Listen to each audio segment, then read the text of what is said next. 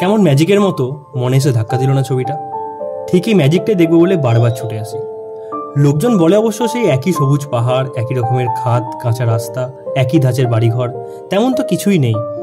তবু এসবের প্রতি কেন এত টান? কিন্তু টান তো এই না থাকারই। রাস্তায় ভিড়ভাট্টা নেই, সভ্যতার হয়তো দখলদারি নেই।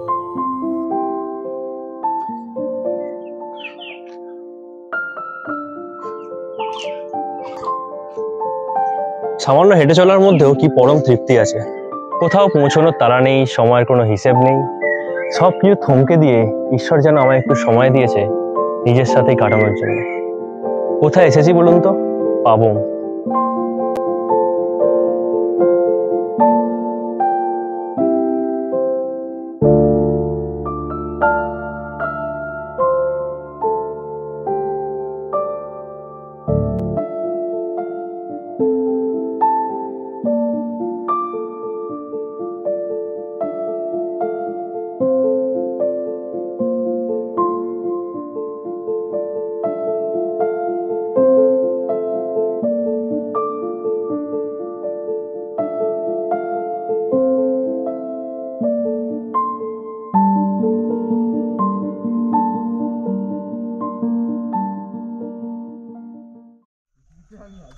মাইলস্টোনে বেদারগাঁও নামটা দেখে একটু অবাকই হয়েছিলাম।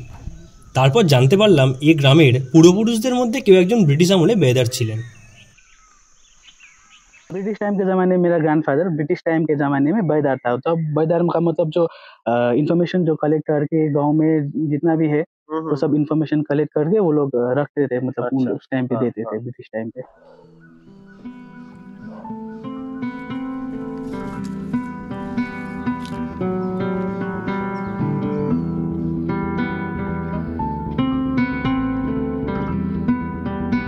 কিভাবে পাবং পৌঁছাবেন বলেছি আপনাদের। নিউ জলপাইগুড়ি বা শিলিগুড়ি থামে এমন যে কোনো ট্রেনে চেপে বসবেন। পারলে আগে থেকে গাড়ি ঠিক করে রাখবেন, আবার স্টেশনে নেমে রিজার্ভও করতে পারেন। নিউ জলপাইগুড়ি থেকে পাবং 75 কিলোমিটার। শিলিগুড়ি স্টেশনে নামলে রাস্তা আরও 5 কিলোমিটার কমবে। পথে জলখাবারের সময়টুকু বাদ দিলে 3 ঘন্টার মধ্যে অনায়াসে পাবং পৌঁছে যাবে।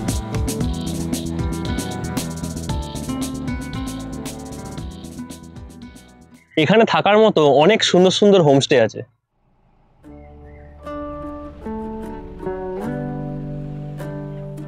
চিত্রকূট পাবংয়ের সবচেয়ে পুরনো হোমস্টে।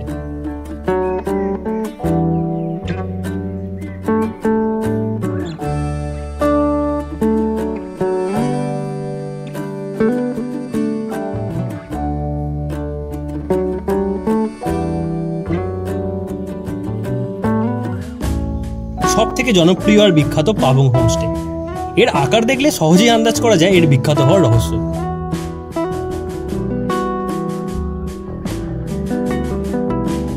বনপোখরির মালিক কোনো একজন নয়, 4 ভাইয়ের প্রত্যেকের ভাগে এক একটা ঘর। বেশি লোকের বন্দোবস্ত করতে পারে বলে একই ধাঁচে একটাই হোমস্টে হিসেবে গড়ে উঠেছে।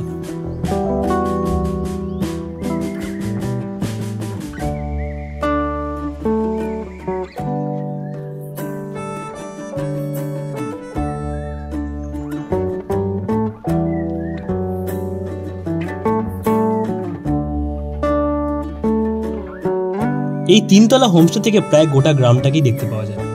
একখানা তথ্য দিতে পারি, এই হোমস্টে রান্নাবান্নার স্বাদ অসাধারণ। আমরা তো এখানেই ছিলাম। পরের ভিডিওতে এই নিয়ে বিস্তারিত বলবো।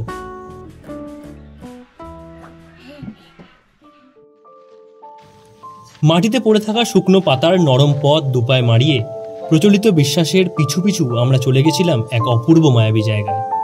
এখানে এসে টের পেলাম পাবং এখনো ভীষণই পবিত্র, নিষ্পাপ আর ছেলে মানুষ। প্রকৃতির মাঝে পড়ে থাকা পাথরে আকৃতির সামঞ্জস্য পেয়ে তারা খুঁজে পায় ঈশ্বর। আর তখনই গোটা দুনিয়ার সমস্ত ধর্মযুদ্ধকে হাস্যকর আর খেলো মনে হয় এ সরল বিশ্বাসের কাছে।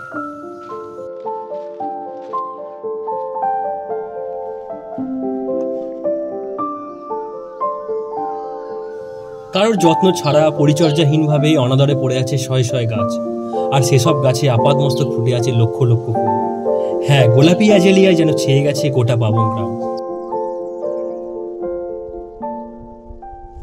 पाबुंग का सबसे इम्पोर्टेंट क्रॉप था ब्रूम। पहले ब्रूम जो होता है ना, हम लोग लोकल लैंग्वेज में कुच्चो बोलते हैं उसको, कुच्चो वो है। और फिलहाल उसके बाद है कार्डमम, बड़ा इलायची जो होता है कार्डामम का यहाँ पे क्रॉप होता है।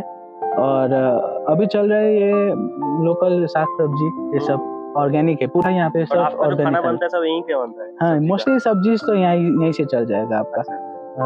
बाहर से तो सिर्फ आलू प्याज टमाटर आता है, बाकी सब्जी तो सिर्फ यहीं से चलता है।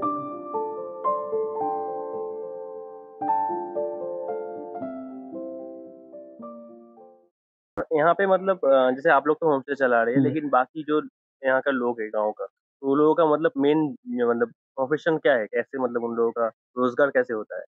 पहले तो सब लोग फार्मर ही करते थे, खेती बाड़ी करते थे, लेकिन अभी तो मोस्टली सब लोग एजुकेटेड हो गए, कोई जॉब कर रहा है, कोई बाहर बाहर काम कर रहा है, कालिम्पोंग में करता है, कोई सिलीगुड़ी में करता है, काम करता है, सब अपना अपना जीविका चला रहे हैं। लेकिन अभी होम स्टे एक प्रोफेशन हो गया है यहाँ पे, जो सब लोग home stay as side business भी कर रहे हैं और फुल बिजनेस भी कर रहे हैं।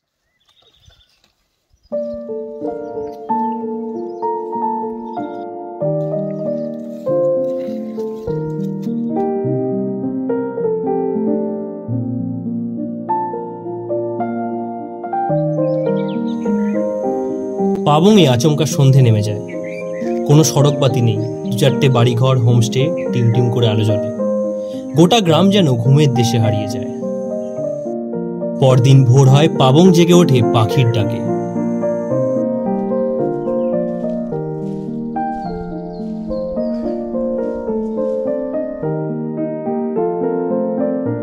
পাবং গ্রামটা নেওড়াভ্যালি ন্যাশনাল পার্ক দিয়ে ঘেরা, আর পুরো গ্রামেই পাইন, ওক, দেবদারু গাছের ভিড়। এই গাছগুলো যেন জায়গার ওয়েদারটাকে পুরো বদলে দিয়েছে।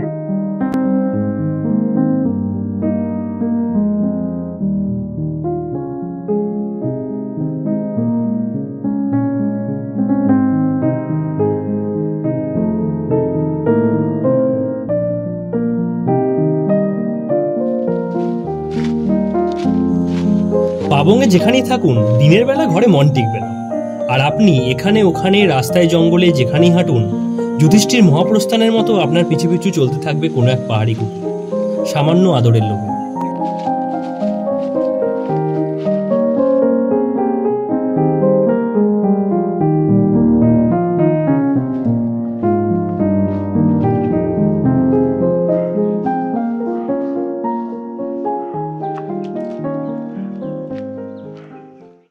आपका जो होम स्टे है अभी, यहाँ से कोई आए तो साइट सीइंग के लिए क्या क्या जगह है जाने के लिए? साइट सीइंग के लिए यहाँ पे मोस्टली कालिम्पोंग टाउन भी चले जाते हैं। अच्छा। टाउन में पूरा साइट सीइंग आपका 5 से 7 स्पॉट हो जाएगा।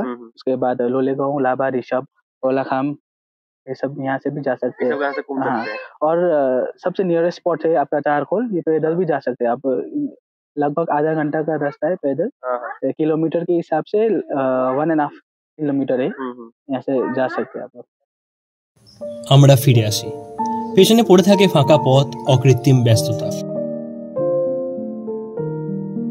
খেতে কোদাল হাতে কারো সারাটা দিন কেটে যায়। নির্ঝঞ্ঝাট দাঁড়িয়ে থাকে শৌখিন রঙের বাড়িঘর, হাওয়ায় কাঁপতে থাকে পতাকা। অর্কিডের ভিড়ে খেলা করে রঙিন শৈশব, বাঁধনারা দস্যিপনা চলতে থাকে সারাদিন। কেউ আচমকা জলে ঝাঁপায়, কেউ আবার অকারণেই হাসতে হাসতে ডিগবাজি খায়। কোনো এক সরল তরুণী এখনো তার ভাই বোনের শৈশব আঁকড়ে খেলায় মত্ত হয়ে ওঠে। পাবং ঠিক যেন পাহাড়ে লেখা সহজ সরল এক কবিতা।